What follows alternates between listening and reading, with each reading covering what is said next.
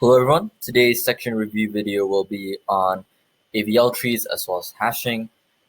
So let's just get to it. Alright, so first of all, let's take a review at the invariance of a binary search tree. So binary search tree is essentially just a binary tree with a search property that is for every node k, all of the left subtrees must have keys less than the node's key. So for example here, every node in this subtree must have keys less than 10. Every node on the right subtree must have keys more than 10. So notice here that this must be true for all nodes. So for example, here, if this was an 8, even though 8 is less than 15, it would be an invalid BST because 10 is more than 8. Now, the problem with BSTs is that they can become unbalanced, or what we call in lecture a degenerate tree, in which case it essentially just becomes a linked list. Take an example where we try to insert 10, 9, 7, and then 5. It'll turn into sort of this, and you can already see that it takes the form of a linked list. And this kind of case is actually more common than you think, because if you think about data that's given to you, it's more likely to be sorted than it is not. Right? So this case is actually pretty likely. And what happens here is that the next insert, so suppose I try to insert 4, it becomes an O of n runtime operation. Right. All right, so let's discuss what exactly does balanced mean. So balance essentially means that the height of any subtree is no greater than 1. And remember, a null tree, we say that has height -1. So for example here, this subtree has height 0, this subtree has height 0. Since the difference is 0, this tree is balanced. Now let's take this example. This subtree has height 1, so 0, 1. Meanwhile, the left subtree, which is just null, has height -1. So 1 minus -1 is 2, and so therefore this tree is unbalanced. So same thing here, this is 0, height -1. So height 0, height -1, the difference is only 1, so that's fine. Height -1, height -1, that's fine as well.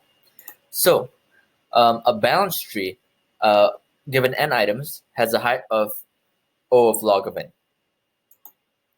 All right, so our solution to our our unbalanced tree is an AVL tree.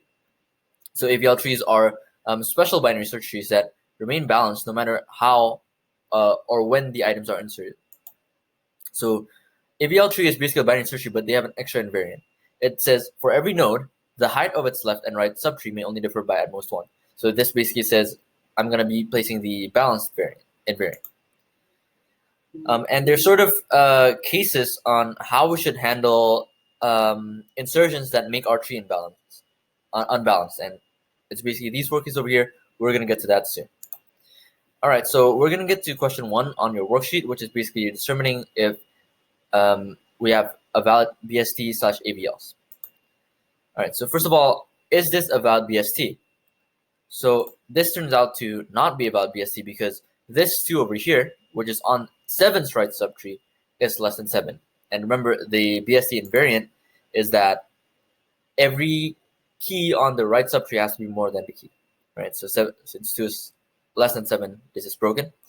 Is this a valid AVL tree? So it's definitely balanced, but the thing about AVL tree, one of its invariants is that it has to be a binary search tree. And since this isn't a binary search tree, this is not an AVL tree. All right, is this a valid binary search tree? So all of the invariants match, so it's all right. But is it a valid AVL tree? It turns out that it's not because of this 42. So let's take a look at the height of 42's left subtree. It's 0 and then 1. All right, so the height of the left subtree is 1, while the height of the right subtree, which is a null tree, is -1. All right, so the difference is 2, and so this tree is unbalanced. All right, so next up, is this a valid BST? Yes, it is. All of the invariants are matching. Is this a valid AVL tree? It turns out that it is as well, because no height differ by more than 1. All right, that's great. Now let's get into AVL tree insertion. So I've got an example pulled up over here. We're going to be inserting values 3, 4, 6, 2, 1, -1, and 0. All right, so first of all, what we're going to do is we're going to be inserting them like we would normal binary search trees. Then we will check if the invariant is broken. If the invariant is broken, we'll do at most 2 rotations to fix it. Okay, so first of all, We insert 3, and the invariants here are okay. So this side is -1, -1, so that's absolutely fine. Next, we insert 4. The invariants here are also okay, because the height of 3's right subtree is 0, while its left subtree is -1. All right, now we insert 6, and the invariant actually gets broken here by this node right here, right? Because this subtree has height 1, while this subtree has height -1. So now we look at which case this is. So it turns out that it's a rotate left case. And how we will think about this is sort of, we're going to be taking this 4, and we want to yank it leftwards, right? Because we're doing rotate left. We want to yank it leftwards. And 3 is forced to go down, right? The other way to think about it is by literally reading this. Parent's right child is replaced with child's left. In this case, it's just null. And child's left becomes its parent, right? So let's yank it up, and it becomes like this. All right, and then we insert 2. The invariants here are okay. And we insert 1 over here. The invariant gets broken by this 3 over here, because left subtree has height 1, right subtree has height -1. And then so we do a rotate right. So we take 2 and we yank it upwards, right? And then 3 is forced to go down, and then so it becomes like this. And the invariants are now satisfied again.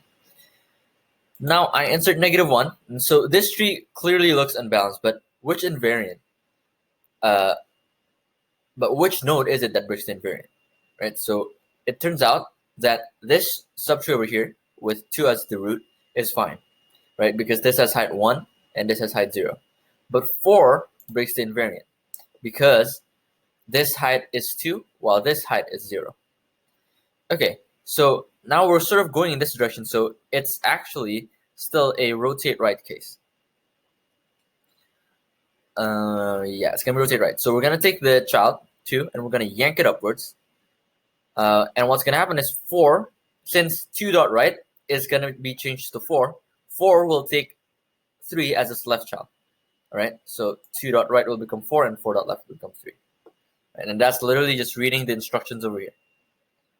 Right, last but not least is I'm gonna insert 0, and the invariants are broken here in 1, and this becomes sort of a kink case, right? It's this case right here. So I do want to note that this visual aid should actually correspond to this solution, right? So what we should do here is we take this subtree and rotate it to the left. So I want to take 0 and yank it upwards. So -1 will be dropped to the left. So it looks like this. And at this point, this is just a rotate right case, right? So we can take 0, yank it upwards, and then we are finished with our insert. All right, so with that, let's work on problem 4a and problem 4b. First of all, we already have this AVL tree placed for us, and we want to insert these values 21, 14, 20, and 19. So let's get to it. First, we inserted 21. Immediately, the invariant is broken by this node right here. So this height is 1, this height is -1. And this becomes a kink case. It's this one over here. But remember, these are swapped. So it should be, I'm going to rotate subtree to the right and rotate root tree to the left. So I'm going to take the subtree, 25, right? And I want to rotate it right. So I take its child and I yank it upwards. So 21 will go up while 25 goes down to the right. And then at this point, it's just a rotate left case. I take this 21 and I yank it upwards. Cool. Now the invariants are okay. I insert 14. Invariants are actually okay over there. So I insert 20. Now 20 actually breaks the invariant at 29. All right. Now, although it's sort of ending up curved like this, we might think it's this kink case. But it turns out how we would look at it is we look at the node that breaks the invariant, and we go down 2 nodes to the inserted node. All right. So in this case, we want to go down 21 and then 18, right? Because that's how we inserted 20. All right. And since it's sort of left and then left, we actually get to the rotate right case, not a kink case. All right. So let's follow the instructions right here. Parent's left child. So essentially what we're doing is yanking 21 up. So 21 dot right will be 29. And 29 dot left will be 25. All right. So that's how it's going to look like, that motion. Cool. Lastly, we insert 19. The invariant breaks at 18. So this is going to be a right kink or a left kink resolution case rather. where we rotate the subtree, which is 20, to the right. So I'm going to yank 19 up so 20 gets down. And then I'm going to rotate the root tree to the left. So 18 is the root tree. So I take the 19 and I yank it upwards. 18 falls to the left.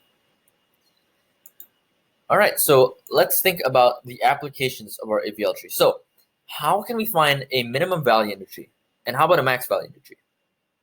So it's important to see that AVL trees still hold the BST invariant, which means that all we have to do to get the min value is to iterate all the way to the left, right? So while node.left isn't equal to null, I can keep going left. Once I get to the end, then take out the min value. So in this case, the min value is 8. I just have to go from 17, 11, and then 8. The inverse is true for the max, right? Because we have to go all the way to the right. Right? 17, 21, 29, and 31, that's our max. All right. How about the worst case runtime for find max and find min? So let's see how we do a find max and find min. So we have to traverse the whole height of the tree, right? Because we have to go all the way to the right or all the way to the left. And the height of the tree is O of log n. All right. So then our worst case is going to be O of log n as well, because we're doing one operation per traversion, and we traverse O of log n times. So our result is O log n. All right, so that's actually it for AVL trees. So now let's get to hashing. So hash tables is the problem that, or it's the one of the data structures that you'll be implementing for project 2. So you might have already been familiar with it, but essentially what it is it basically has an underlying array, and it's an array of buckets, right? So buckets is essentially another list. So how we decide what element gets put in which bucket is through the hash code. So an item with key X can be converted into an integer by placing it into h of x. That h of x will determine which index your value goes into, your key value pair goes into. For example, here, if I put 0, foo, and h of x is just equal to x, what's going to happen is, so 0 and then mod by 10. So 10 is going to be the size. We have to mod our hash code by the size of our underlying array. So in this case, it's going to be 0, so it goes to foo. While if I put 5, bar, it's going to go to 5. All right, so if there are collisions, what's going to happen is it's going to be placed, the elements are going to be placed into a linked list. So suppose here, cat, dog, and snack sort of get their own hash code, right? So they're sort of one element in a one element linked list. Meanwhile, potato, rotato, and totato ends up getting the same hash function, which means that they will be placed in a linked list, right? So we use modulus.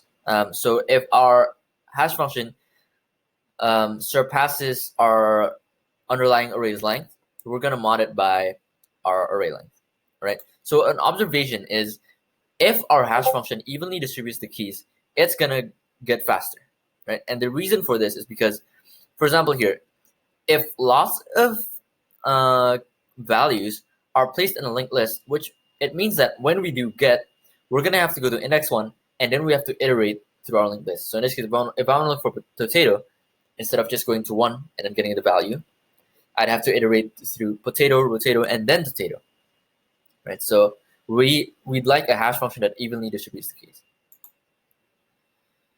All right, so we're going to be doing problem 5D for our hash table insertion. All right, so the steps to insertion is basically we get our input key, right, and then we use the hash function to change our key into the hash code, and then we mod that hash code by the size of our array, our underlying array.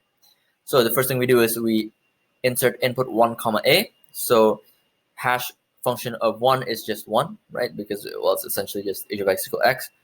And 1 mod 10 is 1. Afterwards, we put 4, b.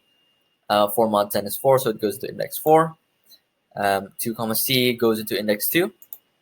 17, d goes into index 7, because 17 mod by 10 is 7.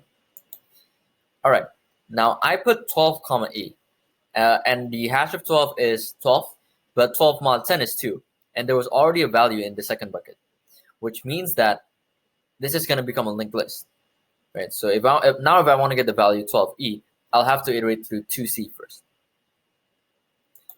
All right, next up I put 9 comma E, goes in there. 19 comma F, again, that's another collision because 19 mod 10 is 9, which already has a value. Now I put 4 comma G.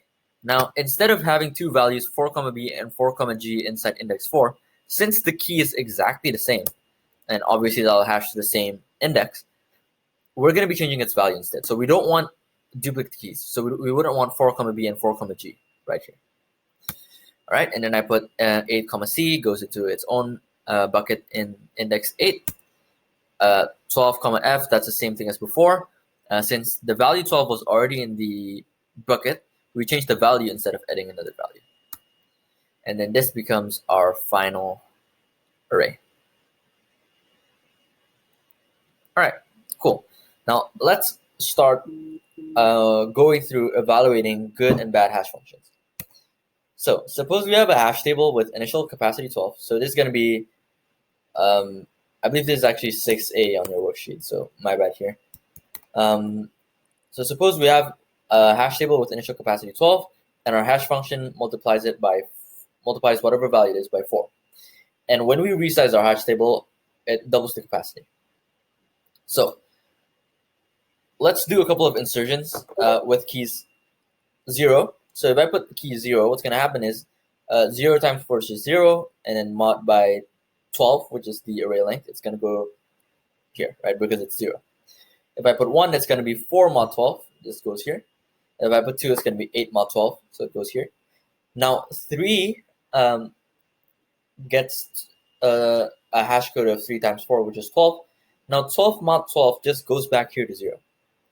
And 4 just goes to 4 times 16 is, 4 times 4 is 16, and then modded by 12 is just 4, so it goes in here. So an observation is that all the keys will only be hashed into these 3 spots, right? And even when we double our underlying array, it only goes into these 6. Spots, which means we're only using a quarter of our spots. Of our slots rather. And what happens here is now there's going to be a lot of collisions. So lots of these are going to be really long linked lists, which means that our runtime will be suboptimal. Okay. So what are possible ways that we can fix this? Well, we can pick a new hash function that is relatively prime to 12. What relatively prime means is that there are no integers that divides both 12 and whatever hash function you make. And this is important because if your hash function makes lots of keys divisible by your array length, lots of collisions are going to happen because it's likely that the keys will be allocated into some slots more often than others, right? And we want our key distribution to be as even as possible, right? Like we mentioned earlier. All right, another way is to choose a different initial table capacity, such as 11, 13, 17. Typically, you'd want numbers that aren't divisible by a lot of numbers, right? Because we want hash functions that are relatively prime. So your best friends are going to be prime numbers, right? So prime numbers as an initial table size. The last way to do it is to resize differently, such as choosing a prime number that's roughly double the size, for example, 3, right? And so that way, your hash function, if it was initially suboptimal, it could at least help it a bit. So the conclusion from this is that for hash functions, prime numbers is most likely going to be our best friend because it makes our table size not divisible by a lot of our hash codes, which means that the keys are going to be more evenly distributed. All right, so actually that's it. And that's all I have for this week's section review. I hope it was helpful. If you have any more questions, feel free to post a question on Piazza or come to office hours. Good luck with project 2 or maybe project 3 if you're working on it right now. And I'll see you next time.